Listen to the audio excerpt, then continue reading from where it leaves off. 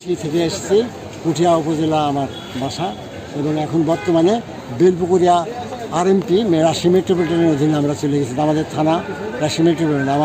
আমি জামিরা শাখা ডাকঘরের পোস্টমাস্টার হিসেবে কর্মরত আছি। একজন শাখা ডাকঘর পোস্টমাস্টার।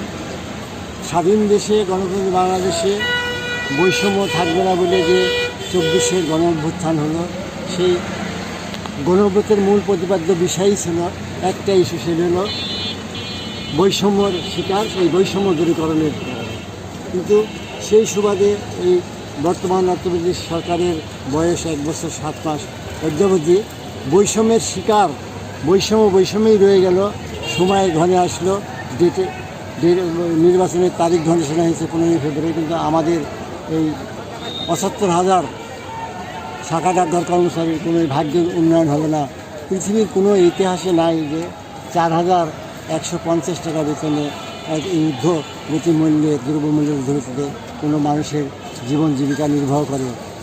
অবশ্যই তারা গ্রামের প্রান্তিক জনগোষ্ঠীর ডাকঘরের প্রাণ হলো এই শাখা ডাকঘর কর্মচারীর জন্য, কিন্তু তাদেরই বেতন নাই। দুঃখজনক এবং প্রতিবাদ বিষয়। পরিশেষে পার্শ্ববর্তী দেশ ভারত, নেপাল, শ্রীলঙ্কা এবং পাকিস্তান এই পদে যারা চাকরি করছে তারা জাতীয় বেতন স্কুলে কাজ করছে, কিন্তু আমার দেশে এটা বহুবার চেষ্টা তৈরি করেও আমাদেরকে আশার বাণী সে আশাটাকে নিরাশা করেছে। তাই আমরা এখন শেষ অবধি ডক্টর ইউনূস তৃতীয় বিশ্বের এবং শান্তির জন্য নোবেলপ্রাপ্ত নেতা, আমরা মনে করে বিশ্বাস করি সে শান্তির পক্ষে কাজ করবেন, বৈষম্যের সপক্ষে কাজ করবেন। বিধায় তার কাছে আমাদের দাবি, আমাদের বেতন স্কেল সরকারি গ্রেডে দিতে হবে নিয়ম অনুসারে, এবং অন্যথায় আমরা আর কাজে ফিরব না, আমাদের আন্দোলন চলতেই থাকবে।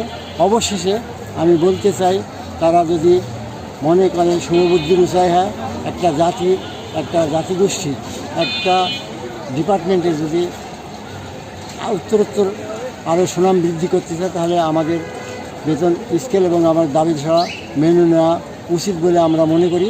নচেত আমরা বৃহত্তর আন্দোলন গড়ে তুলব, যা অচিরেই আমরা যদি এটার দাবি দেওয়া মানা না হয়, তাহলে আমরা সারা বাংলাদেশের শাখা ডাকঘর কার্যক্রম বন্ধ করে দেবো, অনির্দিষ্টকাল ঘোষণা করব।